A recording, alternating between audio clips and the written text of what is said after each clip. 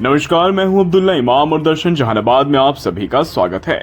हम हाजिर हुए हैं कुछ अहम खबरों के साथ। थोड़ा सा वक्त निकाल कर देखिए खबरें फटाफट अंदाज में। हम पहली खबर पर आते हैं, जहां की बिहार और बिहार वासियों के खिलाफ आपत्तिजनक टिप्पणी करने वाली केंद्रीय विद्यालय की शिक्षिका की हेकड़ी निकल गई और उन्हें उनके दिए गए बयान को लेकर खामियाजा भी भुगतना पड़ा है। उन्हें तत्काल प्रभाव से निलंबित कर दिया गया है।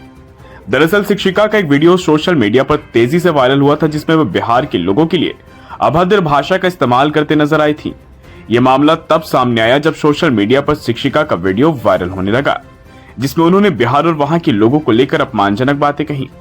जैसे ही वीडियो चर्चा में आया, लोगों ने इसकी जमकर निंदा की और कार्रवाई की मांग उठाई। लोगों का यही कहना था कि इस तरह की भाषा किसी भी शिक्षिका के लिए बिल्कुल अनुचित है। शिक्षकों को समाज में एक आदर्श प्रस्तुत करना चाहिए, लेकिन इस तरह की हरकतें शिक्षा जगत को कलंकित करती हैं। मामले की गंभीरता को देखते हुए संबंधित केंद्रीय विद्यालय प्रशासन ने तुरंत कार्रवाई की और शिक्षिका को निलंबित कर दिया है। प्रशासन ने स्पष्ट किया कि ऐसी घटनाएं स्वीकार नहीं की जाएंगी और शिक्षकों को अनुशासन का पालन करना होगा। इस घटना के बाद शिक्षा जगत में भी एक बड़ी बहस छिड़ गई है कि क्या शिक्षकों को सोशल मीडिया पर अपनी भाषा और व्यवहार को लेकर अधिक सतर्क रहने की जरूरत है। अब देखना होगा कि क्या ये निलंबन अंतिम कार्रवाई है या शिक्षिका पर आगे कोई और सख्त कदम उठाए जाएंगे। Reality is sense. Not even kidding. The people who want to travel from Bihar to Delhi, it is just people have God. They have zero civic sense. I mean it, zero civic sense. India developing country मुझे लगता है बस इसलिए है because Bihar है उसके अंदर। The day we remove Bihar from India it will be developed.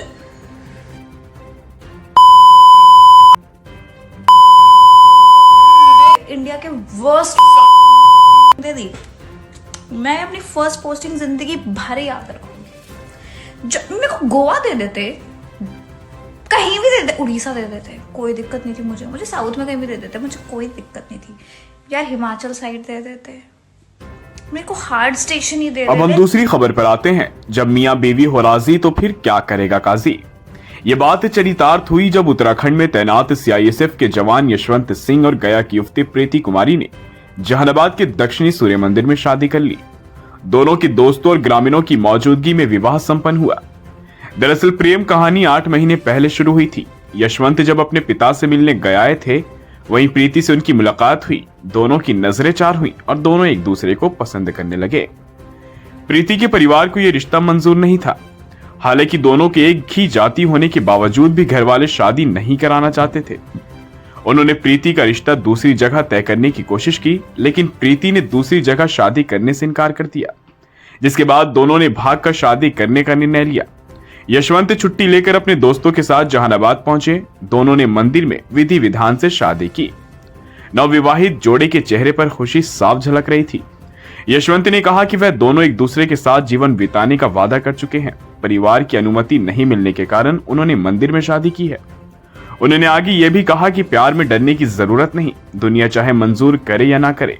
खैर, इस बात से तो यही साबित होता है कि जब इश्क परवान चढ़ता है तो रिश्ते नाते सब पीछे छूट जाते हैं और प्रेमी जोड़े को बस एक दोनों ही नजर आते हैं।